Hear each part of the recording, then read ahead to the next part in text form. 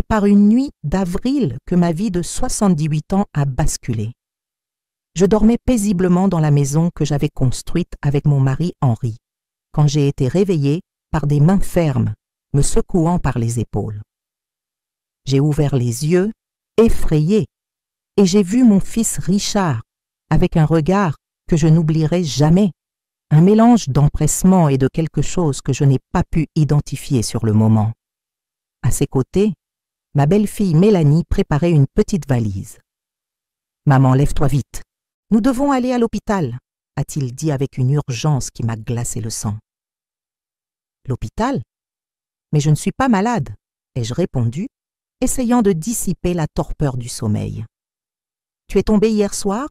Tu ne te souviens pas? Nous sommes inquiets? Ça pourrait être un AVC? » Je ne me souvenais d'aucune chute. J'étais certaine d'avoir pris mon thé, lu quelques pages de mon livre et m'être endormie comme n'importe quelle autre nuit. Mais avant que je puisse protester, il m'aidait déjà à enfiler un manteau par-dessus ma chemise de nuit et me conduisait hors de la chambre. En traversant le salon, j'ai remarqué par la fenêtre qu'il faisait encore nuit. L'horloge murale, celle qu'Henri avait achetée lors de notre voyage à Mont-Saint-Michel il y a tant d'années, indiquait 4h20 du matin. Pourquoi une telle précipitation? Pourquoi ne pas attendre le lever du jour pour aller aux urgences? Mon chapelet, j'ai besoin de mon chapelet, ai-je murmuré, essayant de retourner dans ma chambre. Pas le temps, maman, a coupé Richard, me traînant pratiquement jusqu'à la porte. L'ambulance attend. Il n'y avait aucune ambulance, seulement la voiture de Richard, un grand modèle sombre qu'il avait récemment acheté en disant que les affaires marchaient bien. Pendant qu'il me poussait sur la banquette arrière, j'ai regardé ma maison, celle-là même où j'avais élevé mes 3 enfants, où j'avais enterré mon mari, où je gardais chaque souvenir de mes 78 ans. Quelque chose me disait que je n'y reviendrais pas de sitôt. Ce serait la dernière fois que je verrais ma maison telle que je la connaissais. Si vous appréciez cette histoire vraie, n'oubliez pas de laisser votre « j'aime » pour qu'elle atteigne plus de personnes. Des histoires zélées comme celle-ci doivent être entendues. Cela pourrait sembler étrange pour certains qu'une institutrice retraitée comme moi, veuve mais parfaitement capable, soit traitée comme une enfant désorientée. Mais pour comprendre comment j'en suis arrivée à cette aube fatidique, je dois remonter un peu dans le temps. Je m'appelle Thérèse Martin. Je suis née dans un petit village de Bourgogne, dans une petite ferme viticole.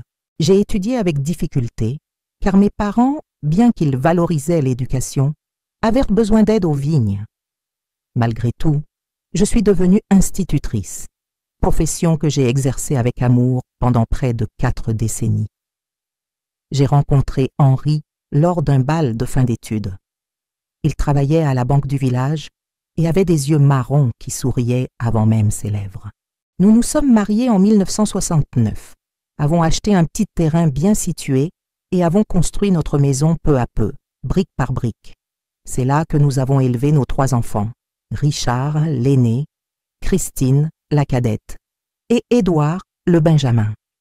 Notre vie n'a jamais été luxueuse, mais nous avons construit un foyer. Henri tenait à planter des jasmins dans le jardin parce qu'il disait que leur parfum me ressemblait. Au centre du salon trônait le piano que nous avions acheté à crédit quand Christine avait montré un talent pour la musique. Sur les murs, les photographies racontaient notre histoire, remise de diplôme, mariage, naissance des petits-enfants. Quand Henri est parti, victime d'une crise cardiaque foudroyante il y a 12 ans, j'ai cru que je ne pourrais pas continuer. Mais la vie est ainsi. On découvre des forces là où on pensait qu'il n'y en avait pas. J'ai organisé ma vie de veuve avec dignité. J'avais ma retraite d'institutrice, sa pension et la maison qui, au fil des ans, avait pris beaucoup de valeur, un fait qui, sans le savoir, deviendrait une part de mon cauchemar. Les 6 premières années de veuvage ont été consacrées à m'adapter. Les enfants avaient déjà leur vie. Christine était devenue pédiatre et vivait dans une autre ville. Édouard, toujours artistique et aventurier, avait déménagé au Portugal, où il connaissait un certain succès comme musicien. Richard, l'aîné, s'était établi comme agent immobilier dans la même ville que moi. C'est pourquoi il a fini par être celui qui participait le plus à mon quotidien, ce qui, à ce moment-là, semblait une bénédiction. À 72 ans, je menais une vie tranquille et indépendante. Je me levais tôt, faisais ma promenade matinale jusqu'à la place, m'occupais du jardin, fréquentais mon club de lecture le mercredi et donnais bénévolement des cours de soutien aux enfants défavorisés au centre communautaire. Le jeudi, j'avais mon cours d'aquarelle. Le dimanche, Richard, Mélanie et les petits-enfants venaient parfois déjeuner. Je parlais avec Édouard par appel vidéo presque chaque semaine et Christine venait pendant les vacances ou m'invitait à passer du temps chez elle. C'est il y a environ 2 ans que j'ai remarqué les premiers changements. Richard et Mélanie ont commencé à venir sans prévenir, toujours avec ce regard inquiet. « Maman, tu n'as pas répondu à mes appels hier. »« Désolé, mon fils, j'étais au cinéma avec Madame Dubois. J'ai dû laisser mon téléphone en mode silencieux. » Il échangeait des regards avec Mélanie, comme si mon explication était le symptôme de quelque chose de grave. Une autre fois, j'ai remarqué que Mélanie photographiait discrètement certains coins de ma maison avec son téléphone. Je réfléchis simplement à quelques rénovations dont vous avez besoin, Madame Thérèse. Ces sols sont trop glissants pour une personne de votre âge. Mon âge. Comme si 76 ans signifiait incapacité. Avec le temps, les petits incidents ont commencé à me déranger. Un jour, je n'ai pas trouvé mes ordonnances. 2 jours plus tard, Richard les a trouvées dans le congélateur. Je suis absolument certaine que je n'aurais jamais mis des ordonnances dans un congélateur. Une autre fois, mon album photo préféré a disparu, pour réapparaître des semaines plus tard dans une boîte à la cave, un endroit où, avec mon arthrite, j'allais rarement. « La mémoire devient comme ça avec l'âge, maman », disait Richard, avec une condescendance qui m'irritait profondément. Un dimanche, en mettant la table pour le déjeuner, j'ai cassé un verre en cristal, l'un des rares qui restèrent du service reçu pour mon mariage. Mélanie a réagi comme si j'avais provoqué une catastrophe. « Mon Dieu, Richard, ta mère aurait pu se couper gravement. Nous ne pouvons plus la laisser seule avec des objets coupants. » C'était un verre, pour l'amour du ciel. Qui n'a jamais cassé un verre? Puis ont commencé les visites d'amis médecins de Richard. Docteur. Paul est venu prendre un café et, puisqu'il était là, s'est proposé de vérifier ma tension. Docteur Béatrice, neurologue, est venue rendre un livre emprunté que je n'avais jamais prêté et a fini par me poser des questions sur quel jour on était, qui était le président, et m'a demandé de dessiner une horloge. C'est juste un contrôle de routine, Madame Thérèse. À votre âge, il est important de surveiller les fonctions cognitives. Encore une fois, à votre âge. Un jour, j'ai trouvé Richard fouillant dans mon armoire à médicaments. Je ne fais que ranger, maman. Tu prends bien les bons médicaments? Tu es sûre que tu n'oublies pas? Je tenais un tableau méticuleux de mes médicaments. En tant qu'institutrice, l'organisation a toujours été mon point fort. Je lui ai montré mon système de notes, les alarmes sur mon téléphone, les petites boîtes séparées par horaire. Il a tout regardé avec un air incrédule. Tu sais, maman, j'ai parlé avec quelques spécialistes. Il existe d'excellentes résidences pour les personnes de ton âge, avec assistance médicale, activités, compagnie. Tu suggères que j'aille dans une maison de retraite? Ai-je demandé incrédule. Ce n'est pas une maison de retraite, maman. Ce sont des communautés pour les seniors. Tu n'as pas besoin de rester seule dans cette grande maison. J'ai catégoriquement refusé. C'était ma maison, mon petit coin dans le monde. Ici, je connaissais chaque recoin, chaque grincement du plancher. Les voisins étaient mes amis depuis des décennies. Le petit jardin avait les fleurs qu'Henri avait plantées. Il n'y avait aucune raison de partir d'ici. C'est alors que les accidents ont commencé. D'abord la fuite d'eau dans la salle de bain qui a inondé une partie de la maison. Le plombier que Richard a amené a dit que c'était des tuyaux très anciens, suggérant une rénovation complète qui coûterait une fortune.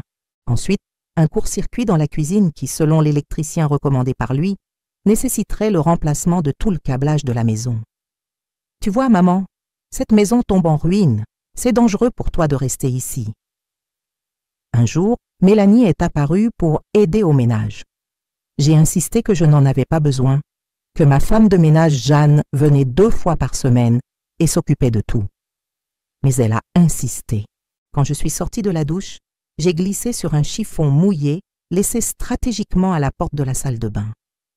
La chute n'était pas grave, juste quelques bleus, mais c'était suffisant. Le lendemain matin, Richard est apparu avec Dr Paul, qui a insisté pour m'emmener à l'hôpital, juste pour des examens. J'y suis allée pour prouver que j'allais bien. Mais à l'hôpital, tout s'est passé très vite. Examens, formulaires, questions posées à Richard comme si je n'étais pas présente. Et puis, le diagnostic qui a tout changé. Signe de démence débutante. Basé sur quoi? Sur les informations que Richard a fournies sur des comportements que je n'ai jamais eus. Je recommande fortement une hospitalisation temporaire pour observation, a dit le médecin, un ami de longue date de mon fils. Hospitalisation? Mais je vais bien. Madame Thérèse, l'hôpital a un très bon service gériatrique. C'est juste pour quelques jours, pour vous surveiller. Cela a duré 2 semaines. 2 semaines pendant lesquelles j'ai perdu le contrôle de ma propre vie. Des médicaments qui me rendaient somnolente, des infirmières qui me parlaient comme à une enfant. Et toujours Richard à proximité, en longue conversation avec les médecins. Quand j'ai finalement eu mon congé, j'ai pensé que je rentrerais chez moi. Mais à la sortie de l'hôpital, au lieu de tourner à droite vers mon quartier, Richard a pris à gauche. « Où allons-nous » ai-je demandé, sentant un froid dans l'estomac. « Maman, nous en avons parlé, tu te souviens?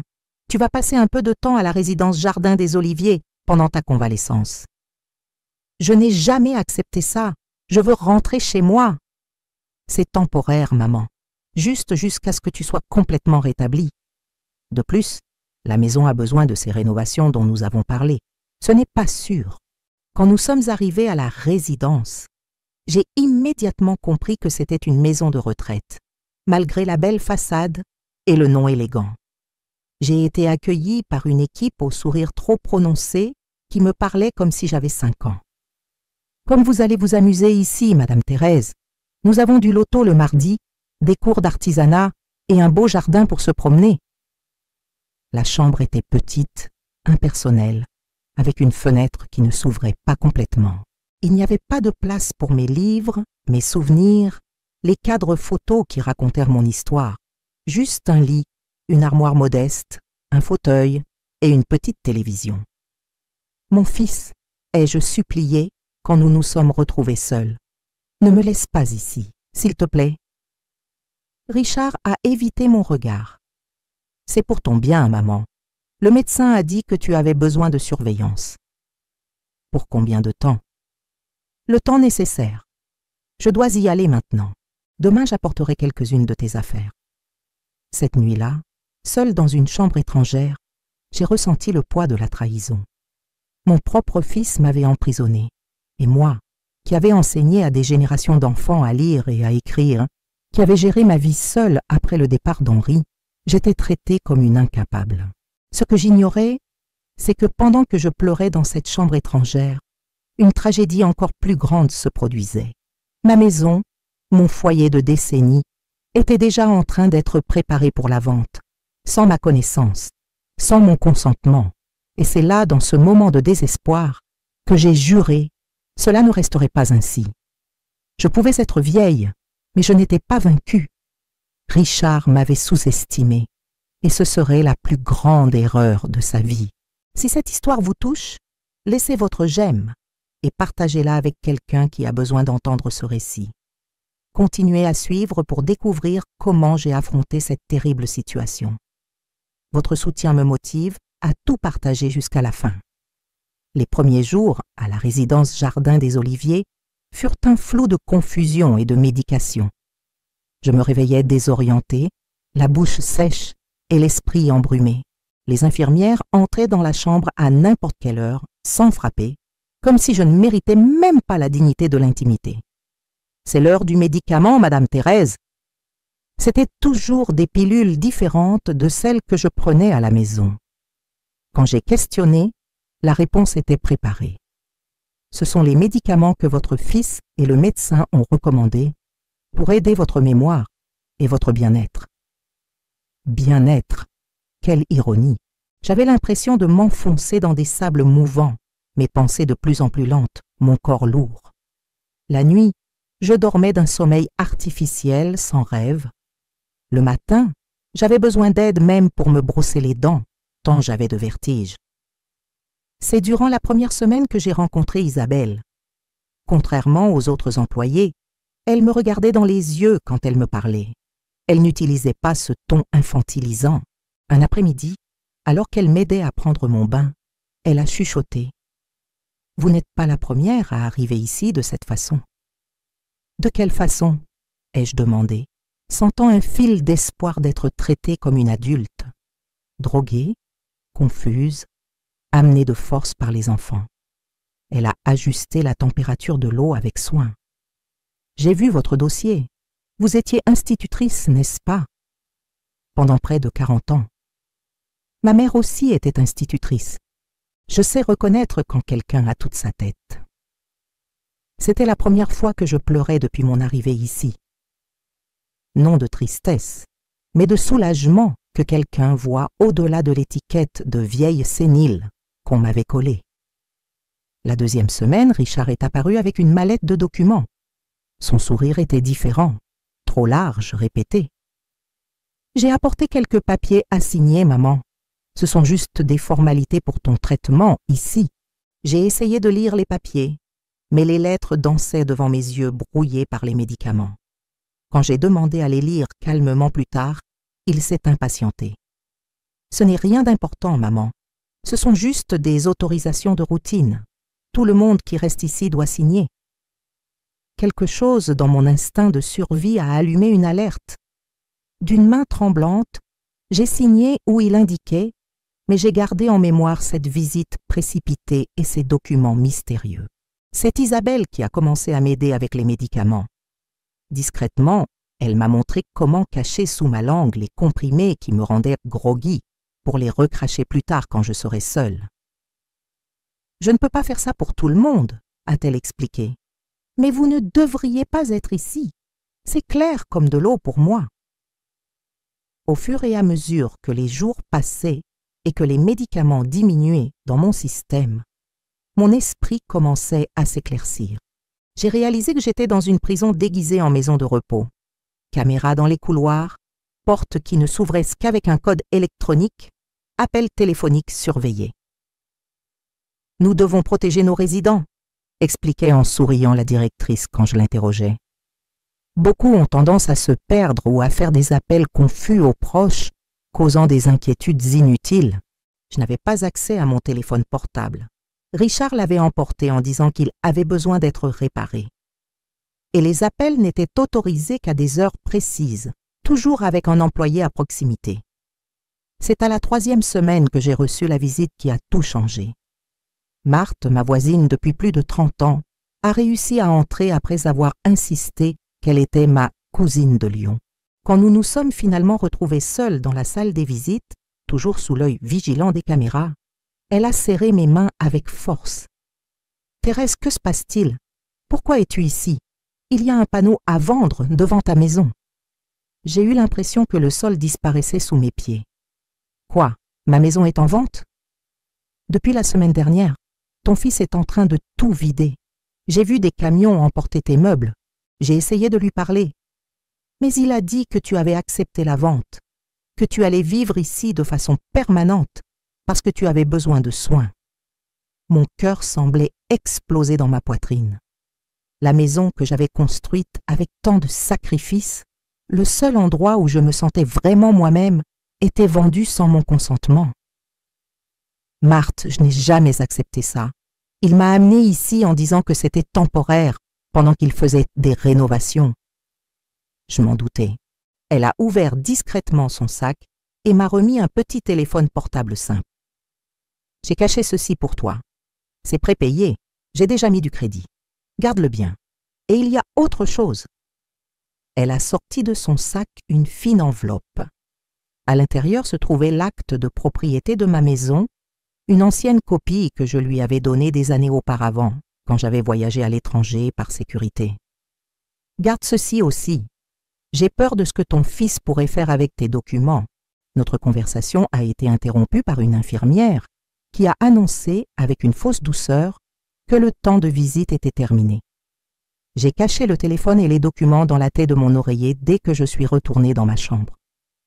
Cette nuit-là, j'ai sorti le téléphone de sa cachette et j'ai appelé Édouard au Portugal. J'ai été directement dirigée vers sa messagerie vocale. J'ai laissé un message désespéré, le suppliant de me rappeler de toute urgence. J'ai essayé Christine aussi, sans succès. J'ai laissé des messages aux deux, expliquant que j'étais retenue contre ma volonté, que la maison était en train d'être vendue. 2 jours plus tard, Richard est apparu, furieux. « Qui as-tu appelé ?»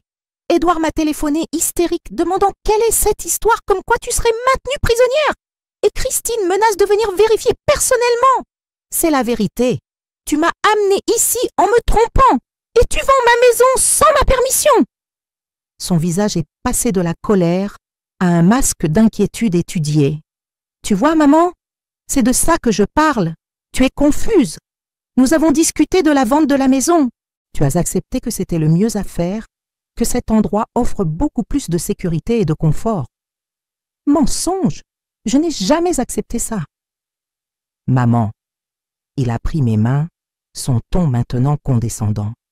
Tu as signé la procuration me donnant le pouvoir de m'occuper de tes biens, tu te souviens?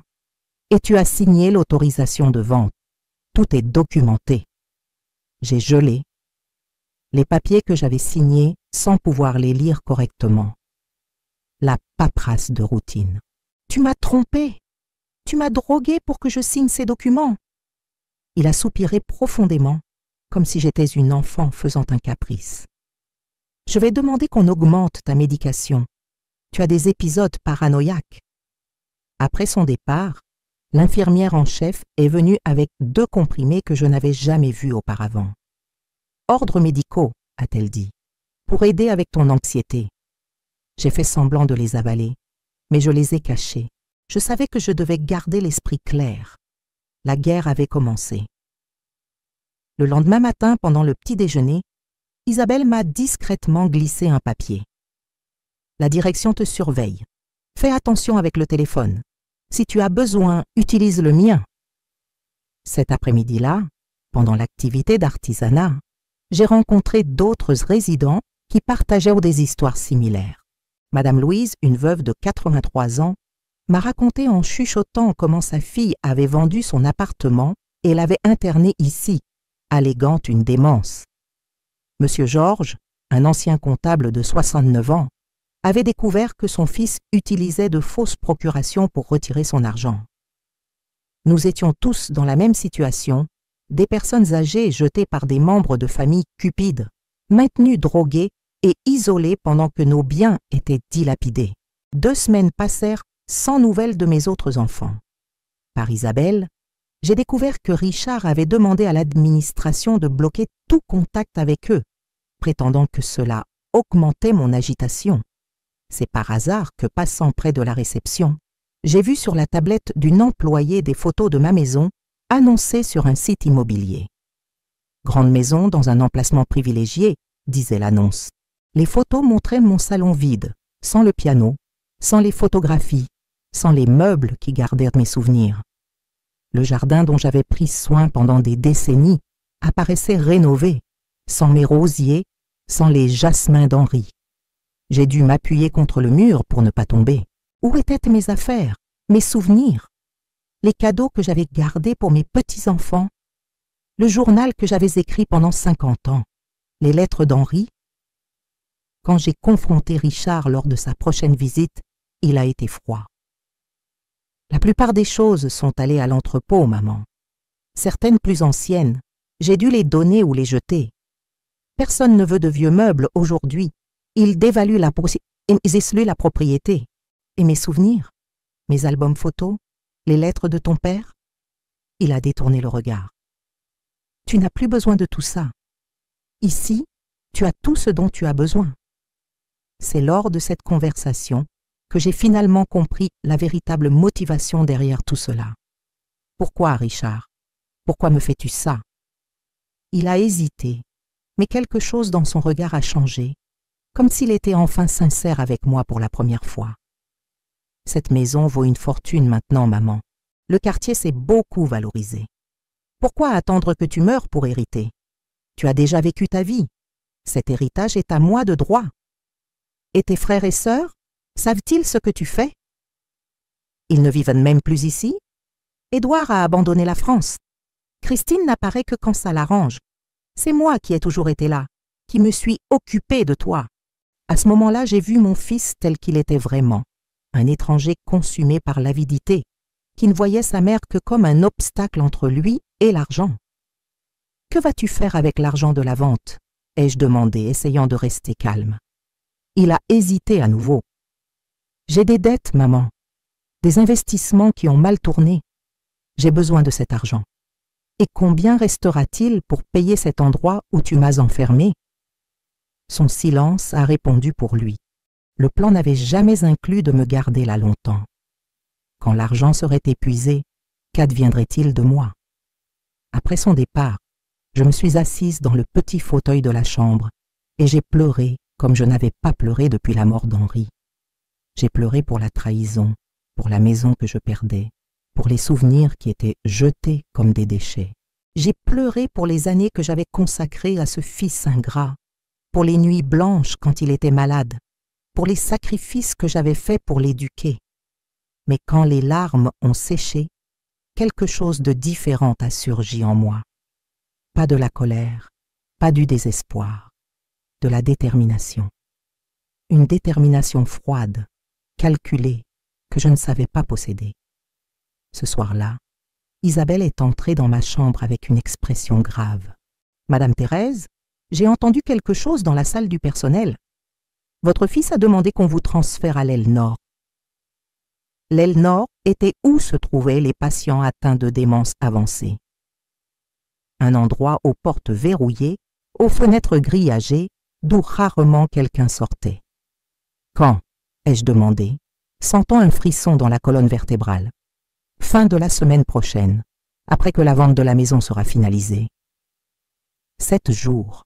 J'avais 7 jours pour échapper à ce piège, ou il serait trop tard. C'est alors que j'ai commencé à planifier ma résistance.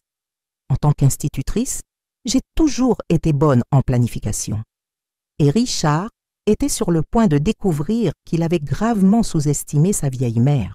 D'abord, j'ai commencé à faire semblant que les médicaments fonctionnaient. Je me montrais plus confuse, plus docile, plus facile à contrôler.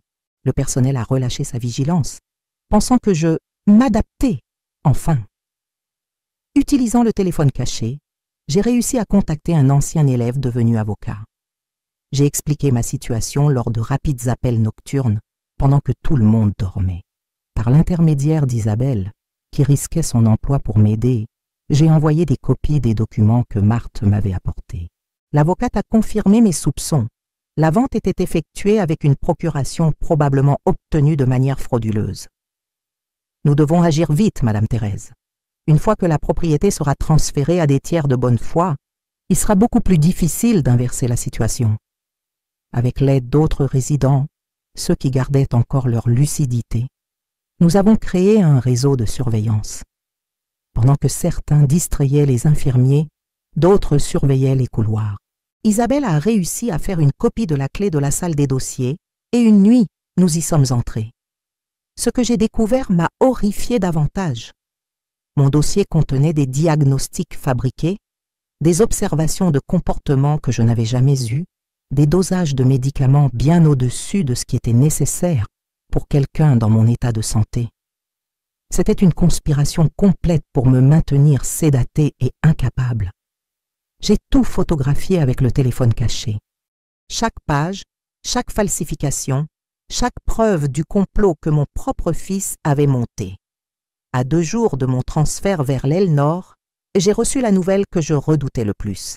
La vente de la maison avait été finalisée. Un jeune couple l'avait achetée, charmé par l'emplacement, sans se douter de la tragédie humaine derrière cette transaction. Ce soir-là, j'ai pleuré silencieusement, non pas pour la maison elle-même, bien que cela fasse profondément mal, mais pour le symbole qu'elle représentait. Chaque brique racontait une histoire de ma vie avec Henri, des enfants grandissants, des Noëls en famille. Maintenant, tout cela était entre les mains d'étrangers. Le lendemain, alors que tout semblait perdu, le miracle s'est produit. Pendant le petit déjeuner, une infirmière est venue me chercher. « Madame Thérèse, votre fille est à la réception. » Mon cœur s'est emballé. Christine, elle avait reçu mes messages. Quand je suis entrée dans la salle des visites, elle était là, ma fille médecin, avec des cernes profondes de quelqu'un qui a voyagé toute la nuit, le visage tendu d'inquiétude. En me voyant, ses yeux se sont remplis de larmes. « Maman, qu'est-ce qu'ils te font ?» Nous nous sommes longuement embrassés, et j'ai senti que je n'étais enfin plus seule dans cette bataille. Christine, avec son autorité professionnelle de médecin, a exigé de voir mon dossier, a questionné les médicaments, a confronté la direction. Ma mère n'a pas de diagnostic de démence. Qui a autorisé cette médication? Je veux parler au médecin responsable immédiatement. Le directeur de la maison de retraite, Dr Marcel, a essayé de contourner la situation. Votre mère a été admise à la demande de votre frère, qui a une procuration pour s'occuper d'elle. Toutes les procédures ont été suivies. Procuration obtenue de manière frauduleuse? A riposté Christine. J'ai déjà consulté un avocat, et en tant que médecin, je peux garantir que ma mère est parfaitement capable. La discussion a rapidement escaladé. Le directeur a menacé d'appeler la sécurité, Christine a menacé d'appeler la police et la presse. Ce fut une impasse tendue jusqu'à ce que mon téléphone caché sonne. C'était mon avocat, avec des nouvelles urgentes. « Madame Thérèse, nous avons obtenu une injonction.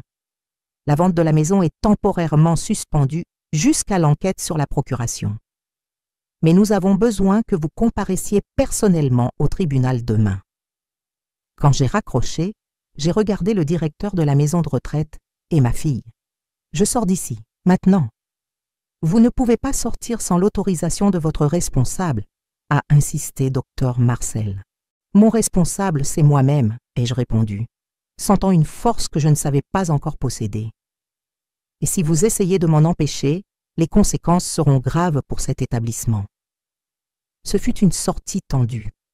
Le personnel a essayé de nous barrer la route, invoquant des protocoles et des règles.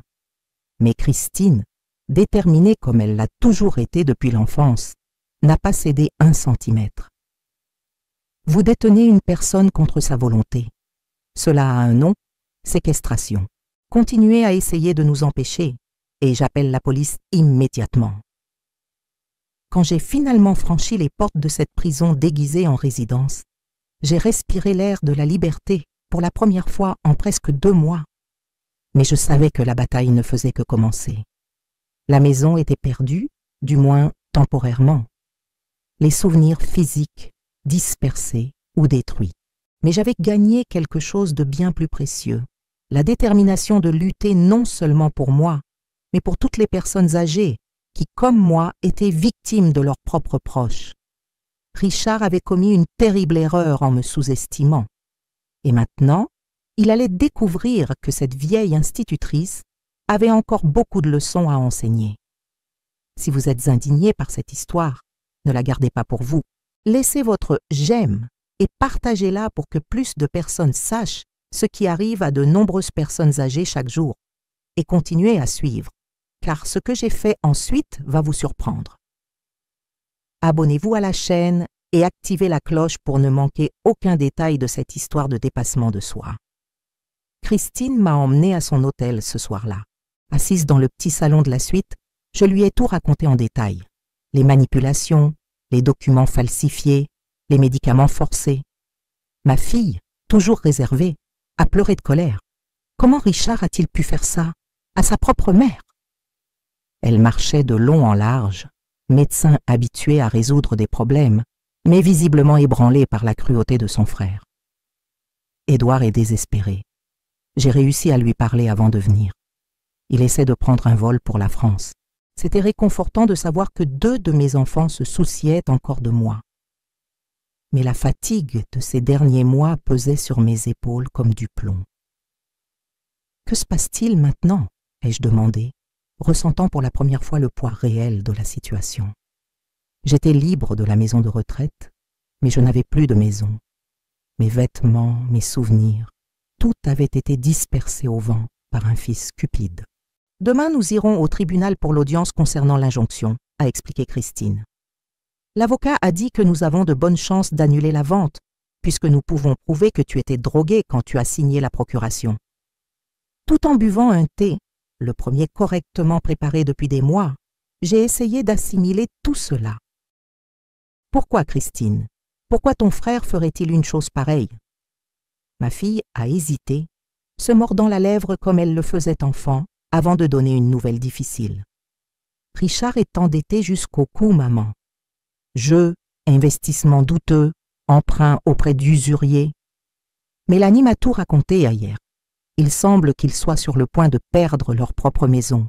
Il a vu ta propriété comme le salut. » J'ai secoué la tête, ressentant un mélange de déception et de pitié. Mon fils, à qui j'avais appris à compter sur ses doigts, que j'avais bercé les nuits de fièvre, était devenu un homme capable d'emprisonner sa propre mère pour de l'argent. Le lendemain matin, je me suis préparée avec le peu que j'avais. Christine avait acheté quelques vêtements de base pour moi, puisque j'avais quitté la maison de retraite uniquement avec ce que je portais. Je me suis regardée dans le miroir de l'hôtel, trop maigre, pâle, avec des cernes profonds, mais avec une lueur renouvelée dans les yeux. La lueur de l'indignation transformée en détermination. Je tiens à remercier chacun d'entre vous qui m'accompagne dans ce difficile parcours. Votre soutien me donne la force de continuer cette histoire jusqu'au bout. Si vous le pouvez, laissez votre commentaire sur ce que vous feriez à ma place. Cela m'aide beaucoup. L'audience au tribunal fut tendue. D'un côté, moi, Christine et notre avocat. De l'autre, Richard avec son propre avocat, un homme en costume coûteux et à l'expression arrogante. Quand nos yeux se sont rencontrés pour la première fois, mon fils a rapidement détourné le regard. Honte, culpabilité, ou simplement malaise de voir son plan s'effondrer. Le juge était un homme d'âge moyen aux yeux attentifs et à l'expression sérieuse. Il examinait les documents avec soin, levant parfois les yeux pour m'observer, probablement à la recherche de signes de sénilité qui justifieraient les actions de mon fils. Quand vint mon tour de parler, je me suis levée avec toute la dignité que j'ai pu rassembler. « Monsieur le juge, je suis institutrice retraitée. J'ai 78 ans et toutes mes facultés mentales intactes. Mon fils m'a internée de force dans une maison de retraite, m'a maintenue droguée avec des médicaments dont je n'avais pas besoin et a vendu la maison que j'ai construite avec mon mari pendant 50 ans de travail honnête. Tout cela sans mon consentement, en utilisant des documents que j'ai signés sous contrainte et sous l'effet de médicaments contrôlés. J'ai montré les photos de mon dossier médical, les rapports contradictoires, les ordonnances de médicaments inappropriés pour mon état. J'ai présenté le témoignage écrit d'Isabelle, qui avait risqué son emploi pour m'aider. J'ai montré les messages textes entre Richard et le directeur de la maison de retraite, obtenus grâce à une demande judiciaire d'urgence où ils discutaient de mon transfert vers l'aile de démence avancée après la conclusion de la vente de la maison. À chaque preuve présentée, Richard s'enfonçait davantage dans sa chaise. Son avocat tentait d'intervenir, alléguant que tout avait été fait dans l'intérêt d'une personne âgée vulnérable, mais ses paroles sonnaient creux face aux preuves. Quand le juge a directement demandé à Richard pourquoi il avait pris de telles mesures sans consulter son frère et sa sœur, il a balbutié quelque chose comme « être le seul qui s'en souciait vraiment ». C'est alors que Christine a explosé. « Tu t'en souciais tellement que tu l'as drogué, enfermé et volé. Qu'as-tu fait de l'argent de la vente, Richard? As-tu déjà payé tes usuriers ou as-tu tout perdu au casino à nouveau ?» Le juge a frappé avec son marteau, exigeant l'ordre. Après une brève pause de réflexion, il a annoncé sa décision. La vente était temporairement suspendue jusqu'à la conclusion d'une enquête plus approfondie. Je recevrai une protection judiciaire contre toute nouvelle tentative d'internement et une expertise médicale indépendante évaluerait ma capacité mentale, ce qui, j'en suis certaine, ne ferait que confirmer ma santé mentale. C'était une victoire, mais partielle. La maison avait déjà été vendue, les acheteurs avaient déjà payé. Renverser complètement la situation serait un processus long et compliqué. En sortant du tribunal, Richard a essayé de s'approcher. Son visage était différent, non plus arrogant, mais acculé. « Maman, pouvons-nous parler? Je peux expliquer… » J'ai levé la main, l'interrompant. « Il n'y a pas d'explication pour ce que tu as fait, Richard. Pas maintenant. » Christine m'a conduite dehors, son bras protecteur autour de mes épaules. Dans la voiture, j'ai finalement laissé couler les larmes, non de tristesse ou d'apitoiement sur moi-même, mais d'un mélange complexe de soulagement, de déception et de détermination. « Que veux-tu faire maintenant, maman ?» a doucement demandé Christine. « Tu peux venir habiter chez moi. J'ai beaucoup de place. » J'ai secoué la tête. « Non, ma chérie. Je dois retrouver mon indépendance. Je ne peux pas sortir d'une prison pour une autre, même dorée et aimante. »« Et où vas-tu aller ?»« Pour l'instant, je vais louer un appartement. J'ai ma retraite, la pension de ton père. Ce n'est pas beaucoup, mais c'est suffisant. Et j'ai un travail à faire. »« Un travail ?» J'ai regardé par la fenêtre de la voiture, voyant la ville défiler. Dans la maison de retraite, j'ai rencontré des dizaines de personnes âgées dans la même situation que moi. Abandonnées, trompées, volées par leur propre famille. Cela ne peut pas continuer à se produire. Dans les semaines qui ont suivi, je me suis installée dans un petit appartement meublé près de la maison de Christine. C'était simple, impersonnel, mais c'était un nouveau départ. Édouard a réussi à venir de l'étranger pour une courte visite, apportant avec lui quelque chose de précieux, un album de vieilles photos que je lui avais envoyé des années auparavant, quand il avait commencé sa vie au Portugal.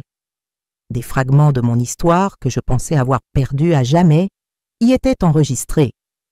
La bataille juridique continuait. Le processus pour annuler la vente de la maison était complexe. Les acheteurs, un jeune couple avec un petit enfant, avaient agi de bonne foi. Ils n'étaient pas responsables de la fraude de Richard. Les délogés créeraient d'autres victimes. Mon avocat a proposé une solution alternative. Au lieu d'annuler la vente, poursuivre Richard pour la valeur intégrale de la propriété, plus dommages et intérêts. C'était une somme substantielle qui, si récupérée, me permettrait de recommencer avec une certaine dignité financière. Pendant ce temps, j'ai commencé à me connecter avec d'autres personnes âgées qui avaient vécu des situations similaires. Grâce à Isabelle, qui continuait à travailler à la maison de retraite mais désormais comme mon informatrice, j'ai pris contact avec des proches inquiets et d'anciens résidents qui avaient réussi à sortir. Nous avons formé un groupe de soutien qui se réunissait chaque semaine dans l'espace commun de ma résidence. Là, nous partagions des histoires, des informations, des ressources juridiques. Avec mon expérience d'institutrice, j'ai organisé des brochures éducatives sur les droits des personnes âgées, sur comment reconnaître les signes d'abus patrimonial, sur les protections légales disponibles. C'est dans ce groupe que j'ai rencontré Albert, un ancien juge à la retraite de 82 ans qui avait failli voir toutes ses économies détournées par son neveu. Son expérience juridique est devenue inestimable pour notre petit mouvement. Le problème est systémique, expliquait-il lors de nos réunions. Les lois existent, mais le contrôle est précaire. Les institutions pour personnes âgées sont rarement surveillées adéquatement. Et il existe un préjugé social qui présume que toute personne de plus de 70 ans n'a plus de discernement complet. 3 mois après ma libération de la maison de retraite, nous avons reçu des nouvelles alarmantes. La résidence Jardin des Oliviers avait transféré plusieurs personnes âgées vers l'aile fermée après que notre dénonciation ait commencé à faire du bruit. Parmi elles se trouvait Madame Louise, la veuve qui avait partagé son histoire avec moi. « Nous devons agir », ai-je insisté lors de notre réunion. « Ils font taire les témoins. » Avec l'aide d'Albert, nous avons préparé une dénonciation formelle au procureur de la République, documentant tous les abus dont j'avais été témoin et ceux que d'autres résidents avaient rapportés.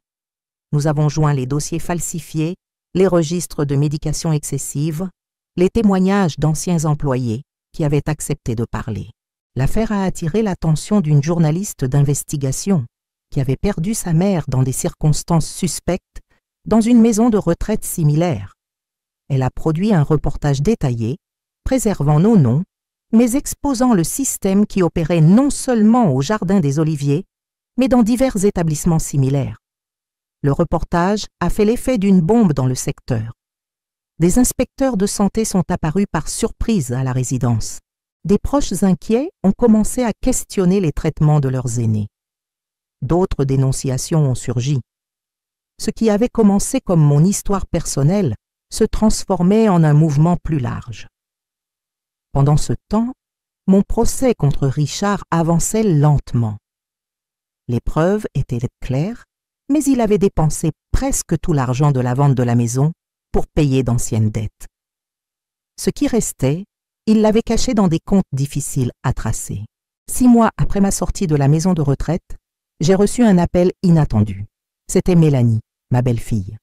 « Madame Thérèse, je dois vous parler. C'est important. » Nous nous sommes rencontrés dans un café près de mon appartement. Mélanie semblait abattue, plus mince, avec des cernes profonds. Le vernis de perfection qu'elle maintenait toujours avait disparu. « Richard et moi nous séparons, » a-t-elle annoncé sans préambule. « Après tout ce qui s'est passé, je ne peux plus. Je suis désolée, ai-je répondu sincèrement. Ne le soyez pas, je le méritais. » Elle remuait nerveusement sa tasse. « J'ai été complice de ce qu'il vous a fait. Pas directement, mais je savais que quelque chose n'allait pas, et j'ai fermé les yeux parce que j'ai pensé que cela résoudrait nos problèmes financiers. » Son regard a rencontré le mien, plein de remords sincères. « Je suis venue demander pardon, même en sachant que je ne le mérite pas. Et aussi, je suis venue apporter ceci. » Elle a fait glisser un dossier sur la table. À l'intérieur, il y avait des documents, des relevés bancaires, des enregistrements de transfert. C'est tout ce que j'ai pu rassembler sur où l'argent est allé. Richard ne sait pas que je suis ici. S'il le savait, il serait furieux. Mais vous devez savoir, tout n'est pas allé pour payer des dettes. Une partie est allée à une autre femme. La révélation ne m'a pas autant surprise qu'elle aurait dû. D'une certaine façon, cela semblait juste une couche supplémentaire de trahison dans un gâteau déjà assez amer. « Pourquoi me montrez-vous cela, Mélanie ? » « Parce que c'est la bonne chose à faire, et parce que... » Sa voix affaiblit. « Parce que j'ai une mère aussi. Et ce que nous vous avons fait, je ne pourrais pas vivre avec moi-même si je n'essayais pas de réparer au moins un peu. Ces documents sont devenus cruciaux pour mon procès. Grâce à eux, le juge a pu tracer une partie de l'argent et geler des comptes que Richard avait cachés. Je ne récupérerai pas tout, mais c'était un début. C'est à cette époque qu'Édouard est définitivement revenu en France. Il a décidé qu'il ne pouvait plus rester loin après tout ce qui s'était passé. Il a loué un petit studio et repris sa carrière musicale dans le pays.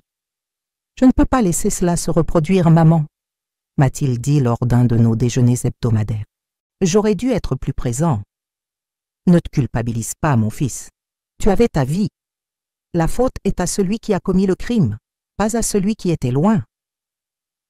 1 an après mon internement forcé en maison de retraite, notre groupe de soutien avait grandi jusqu'à compter plus de 50 membres. Nous n'étions plus seulement des victimes partageant leurs histoires, nous étions des militants. Nous avions obtenu le soutien de quelques conseillers municipaux et députés. Nous avions organisé des audiences publiques. Nous avions levé l'étendard des droits des personnes âgées dans un pays qui vieillit rapidement, mais ne s'y prépare pas adéquatement. L'enquête au Jardin des Oliviers a conduit à l'éviction du directeur Dr Marcel et à la découverte d'un vaste système de fraude contre le système de santé. L'établissement a subi une refonte complète avec une nouvelle administration et des protocoles plus stricts. Isabelle, mon alliée des temps difficiles, a été promue superviseur des soins, une position où elle pouvait réellement faire la différence dans la vie des personnes âgées qui avaient encore besoin de cette institution. Quant à moi, bien que je n'ai pas récupéré ma maison, j'ai trouvé un nouveau but. Les conférences que j'ai commencé à donner à des groupes de personnes âgées et leurs familles sur les droits et la protection contre les abus patrimoniaux sont devenues ma nouvelle mission. et Richard. La justice l'a finalement rattrapé. Il a été condamné à rembourser intégralement la valeur de la maison, plus des dommages et intérêts pour préjudice moral.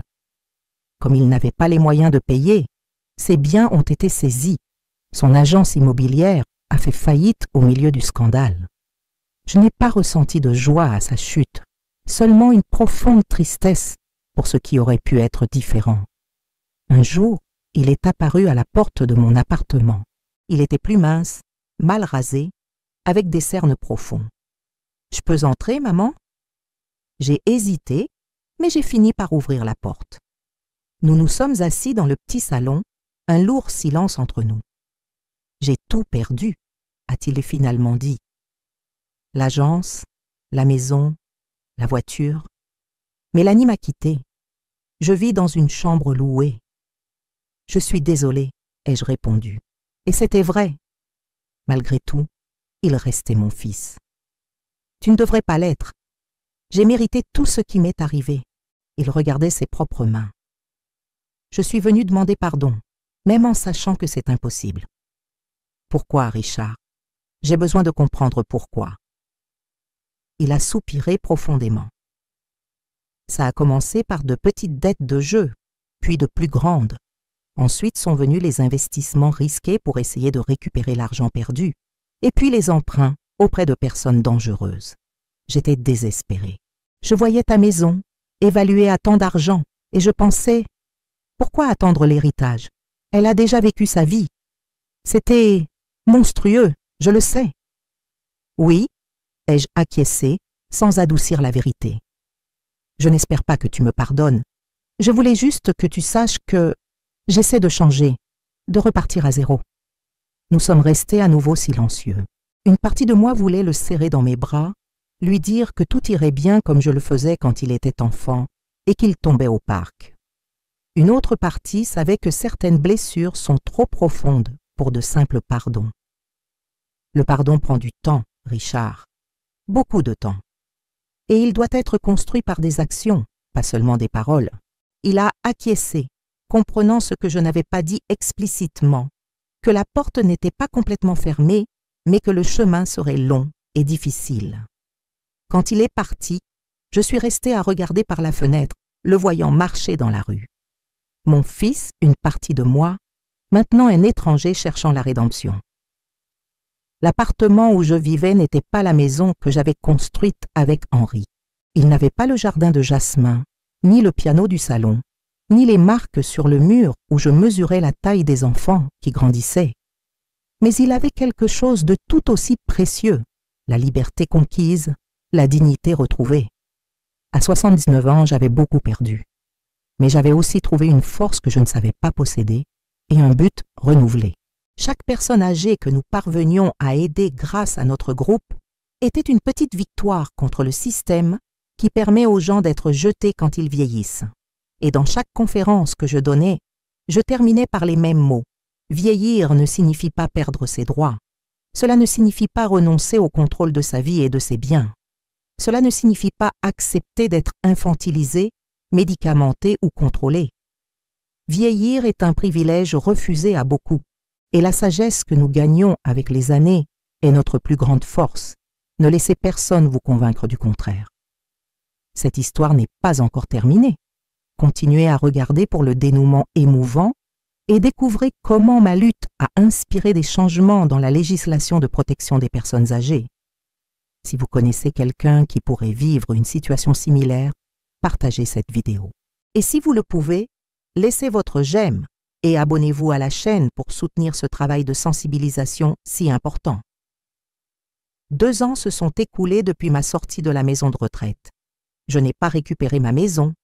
Le processus juridique s'est terminé par un accord où les nouveaux propriétaires sont restés dans la propriété. Mais Richard a été obligé de me rembourser une grande partie de la valeur. Avec cet argent, j'ai enfin pu quitter l'appartement loué et acheter une petite maison à 2 étages dans une rue tranquille, pas très loin de chez Christine. Ce n'était pas la même chose, bien sûr. Les murs ne gardaient pas mes souvenirs. Le jardin n'avait pas les plantes qu'Henri avait cultivées pendant des décennies. Mais peu à peu, c'est devenu mon foyer. J'ai planté de nouveaux jasmins dans le jardin. j'ai accroché au mur les quelques photographies que j'avais pu récupérer, ainsi que de nouvelles, moi avec mon groupe de soutien, avec mes autres enfants, avec mes petits-enfants que, heureusement, je n'ai pas éloignés de moi malgré ce qui est arrivé à leur père. Notre association Dignité pour le troisième âge a grandi au-delà de ce que nous aurions pu imaginer. Ce qui avait commencé comme un petit groupe de soutien pour les victimes d'abus patrimoniaux avait maintenant son propre siège. Des avocats bénévoles, des psychologues et même des médecins gériatres qui offraient des consultations gratuites aux personnes âgées vulnérables. Le cas de la résidence Jardin des Oliviers et mon histoire personnelle ont gagné une résonance nationale quand un documentariste indépendant a décidé de transformer tout cela en un film.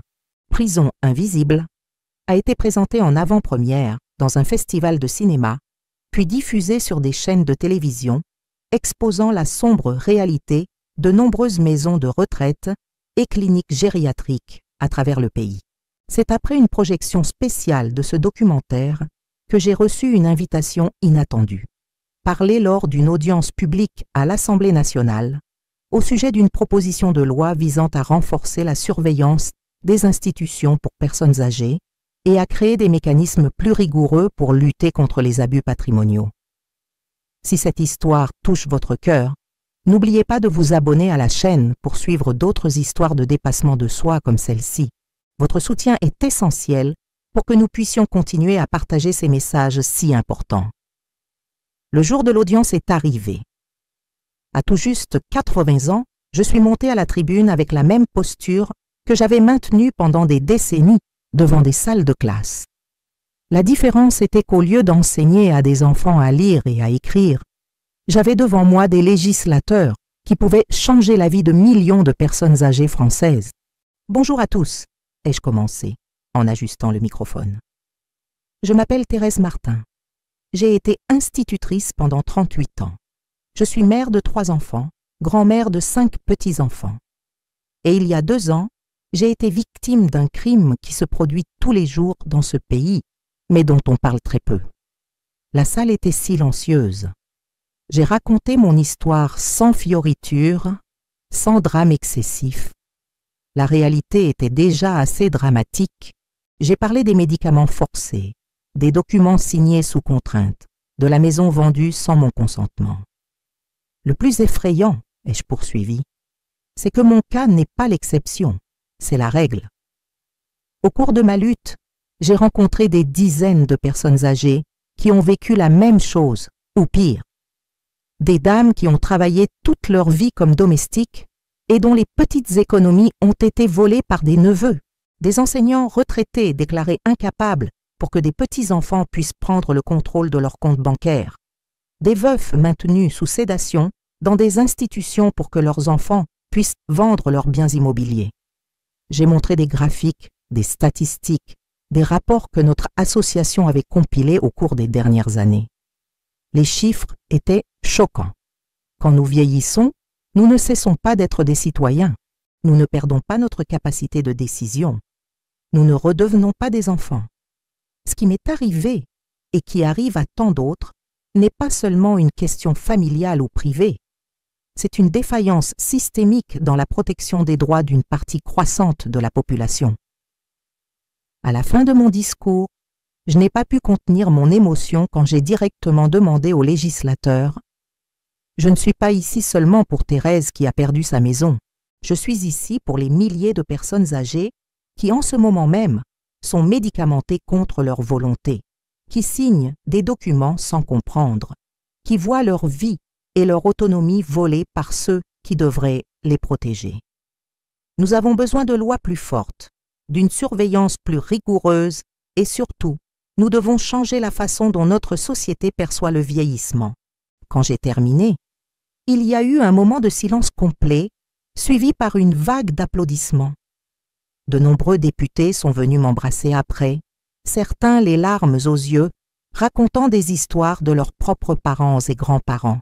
Le projet de loi Thérèse Martin, comme on a fini par l'appeler, a été approuvé 6 mois plus tard, apportant des changements significatifs, des vérifications plus rigoureuses pour les procurations impliquant des personnes âgées, une inspection trimestrielle obligatoire dans tous les établissements de séjour prolongé, la création d'un canal de signalement spécifique pour les abus patrimoniaux et les mauvais traitements envers les personnes âgées, entre autres mesures. Pendant ce temps, ma relation avec Richard restait complexe. Après notre première rencontre, après tout cela, il a commencé à suivre une thérapie et des groupes de soutien pour la dépendance au jeu. Il a trouvé un emploi simple dans une petite agence immobilière, repartant de zéro. Nos rencontres étaient assez rares et toujours tendues au début. Christine refusait d'être dans la même pièce que lui. Édouard maintenait une distance polie mais froide. Les petits-enfants, heureusement, parvenaient à naviguer dans ces eaux tumultueuses avec la résilience caractéristique de la jeunesse. C'est par un dimanche après-midi, presque 3 ans après mon internement en maison de retraite, que Richard est apparu à ma porte avec une boîte dans les mains. « Je peux entrer, maman ?» Le temps avait quelque peu apaisé la douleur. Pas complètement. Certaines blessures ne guérissent jamais totalement, mais suffisamment pour que je puisse le recevoir sans ce mélange de peur et de colère qui me consumait auparavant. « J'ai trouvé ça dans un entrepôt, a-t-il dit, me tendant la boîte. Quand j'ai vendu la maison, certains objets y ont été envoyés. J'avais complètement oublié. J'ai ouvert la boîte d'une main tremblante.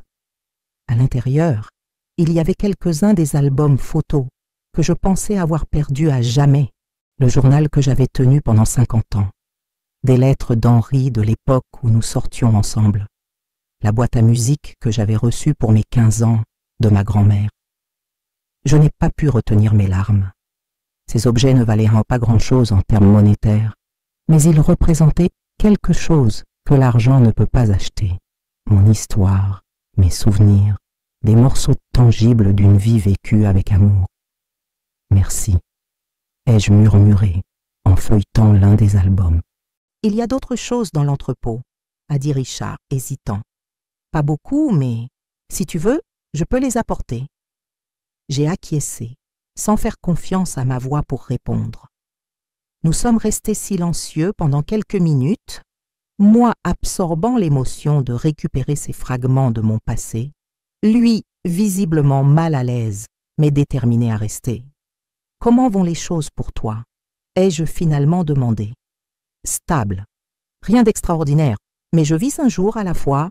La thérapie aide. Les médicaments contre l'anxiété aussi. » Il a fait une pause. « C'est ironique, n'est-ce pas? Maintenant, c'est moi qui ai besoin de médicaments pour l'esprit. La différence est que tu as choisi de les prendre. » Il a acquiescé, reconnaissant le poids de cette simple vérité. « Maman, a-t-il dit après un autre moment de silence, je sais que je ne mérite pas le pardon. Ce que j'ai fait était impardonnable, mais je veux que tu saches que tous les jours, je me réveille en pensant à comment je peux essayer de réparer au moins une petite partie du mal que j'ai causé. » J'ai regardé mon fils, car malgré tout, il était encore mon fils. J'ai vu en lui le petit garçon que j'avais autrefois porté dans mes bras, l'adolescent à qui j'avais appris à conduire, l'homme qui s'était perdu quelque part en chemin. Le pardon total ne viendrait peut-être jamais, mais le début d'une réconciliation, une acceptation de la réalité, semblait maintenant possible. La vie est trop longue pour porter certains fardeaux jusqu'à la fin, Richard. Je ne peux pas promettre que tout sera comme avant. Certains dommages ne peuvent pas être défaits, mais nous pouvons essayer de construire quelque chose de différent à partir de maintenant. Il a acquiescé, les larmes aux yeux. Ce n'était pas une fin heureuse comme dans les feuilletons. C'était quelque chose de plus réaliste, plus humain. Un processus continu de guérison avec des avancées et des reculs. Pendant ce temps, notre association continuait à croître.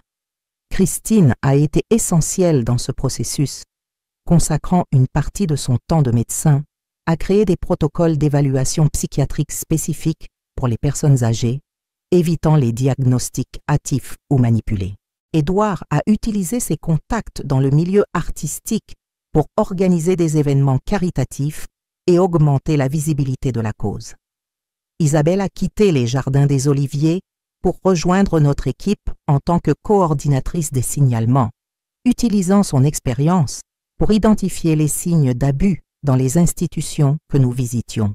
Albert, l'ancien juge que j'avais rencontré dans le groupe de soutien, est devenu notre principal conseiller juridique, naviguant dans les labyrinthes légaux pour obtenir des solutions efficaces. Nous avons créé un réseau de protection qui fonctionnait comme un système d'alerte précoce. Voisins, facteurs, livreurs, pharmaciens, des personnes qui ont un contact régulier avec les personnes âgées ont été formées pour reconnaître les signes de possibles abus ou négligences. En partenariat avec des universités, nous avons développé un programme de visite régulière aux personnes âgées identifiées comme vulnérables.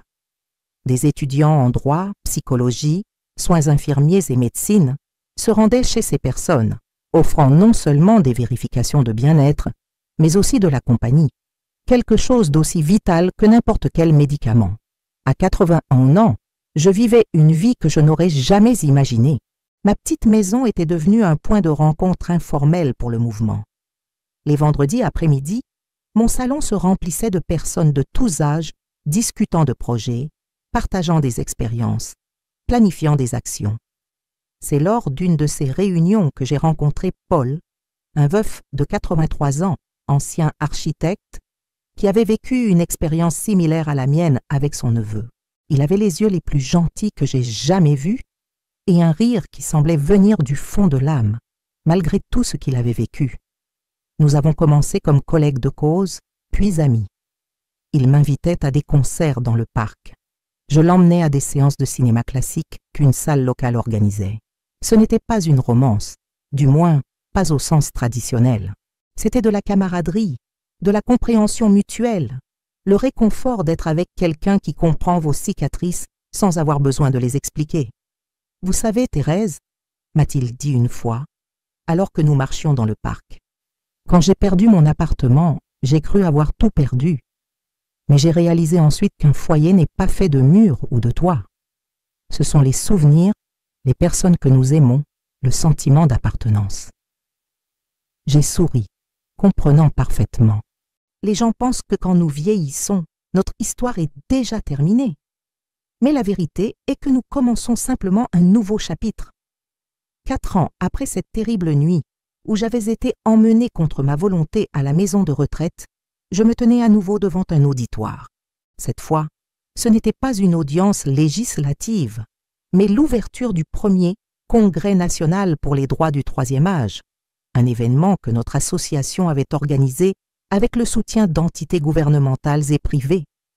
Plus de 500 personnes remplissaient la salle. Personnes âgées, familles, professionnels de la santé, avocats, représentants d'institutions. Les histoires que nous partagions n'étaient pas plus seulement de douleur et d'abus. C'étaient aussi des histoires de résistance, de dépassement de soi, de réinvention. Quand une personne âgée est maltraitée, trompée ou négligée, ai-je dit au microphone, ce n'est pas seulement une personne qui souffre, c'est toute notre société qui échoue. Chacun d'entre nous sera âgé un jour si nous avons la chance de vivre assez longtemps. Ce que nous construisons aujourd'hui est le monde dans lequel nous vivrons demain. J'ai regardé l'assistance et j'ai vu des visages émus, déterminés. J'ai vu Christine et Édouard au premier rang, souriants et fiers. J'ai vu Paul un peu plus loin, avec son discret signe de pouce levé. J'ai vu Isabelle et Albert, compagnons de lutte depuis le début, et à ma surprise, près de la porte, j'ai vu Richard, qui s'était tenu à l'écart des événements publics, mais qui était là aujourd'hui, en silence, témoin du mouvement que, ironiquement, sa propre cruauté avait aidé à créer. J'ai perdu ma maison de décennies, j'ai perdu des objets irremplaçables, j'ai perdu un temps précieux de ma vie dans un endroit où je n'aurais pas dû être, mais j'ai gagné une cause, une mission, une famille élargie de personnes qui luttent pour le même idéal. Et, plus important encore, j'ai récupéré quelque chose qu'on a essayé de me prendre, ma voix et ma dignité. J'ai reçu une salve d'applaudissements qui semblait ne pas avoir de fin. J'ai regardé mes mains, ridées, marquées par des taches de vieillesse, avec des veines bleues proéminentes. des mains qui avaient tenu la craie pendant des décennies pour enseigner aux enfants, qui avaient bercé mes enfants, qui avaient pris soin de mon jardin, qui maintenant tenaient un microphone pour amplifier ma voix. À 82 ans, je ne suis pas une victime. Je suis une survivante, une combattante. Et tant que j'en aurai la force, je continuerai à être la voix de ceux qui sont encore prisonniers de leurs prisons invisibles, attendant que quelqu'un les écoute. Si vous vivez quelque chose de similaire, ou si vous connaissez quelqu'un dans cette situation, rappelez-vous, vieillir ne signifie pas perdre ses droits. Il existe des personnes prêtes à aider. Il existe des voies légales. Il existe de l'espoir. Et si vous êtes un fils, une fille, un soignant, rappelez-vous que la personne âgée devant vous est un être humain complet avec des désirs, des rêves, des opinions et des droits. Respecter cela n'est pas seulement une obligation légale, c'est un devoir moral. Je m'appelle Thérèse Martin. J'ai 82 ans. J'ai été institutrice, épouse, mère, grand-mère. J'ai été victime. Et maintenant, je suis militante. Ma maison m'a été prise. Ma liberté a été temporairement volée. Mais mon histoire, personne ne peut me l'enlever. Et c'est cette histoire que je raconte aujourd'hui, dans l'espoir qu'elle aide d'autres à écrire une fin différente pour les leurs. Parce que vieillir dans la dignité ne devrait pas être un privilège. Cela devrait être un droit. Si cette histoire a touché votre cœur, s'il vous plaît, partagez-la avec ceux qui ont besoin de l'entendre. Et n'oubliez pas de vous abonner à la chaîne et de laisser votre j'aime pour que des histoires comme celle-ci atteignent plus de personnes. Ensemble, nous pouvons faire la différence dans la vie de tant de personnes âgées qui souffrent en silence. Votre grand-mère, votre grand-père, votre voisin âgé, tous méritent respect et protection. Merci de m'avoir accompagné jusqu'ici dans ce voyage de douleur et de dépassement de soi.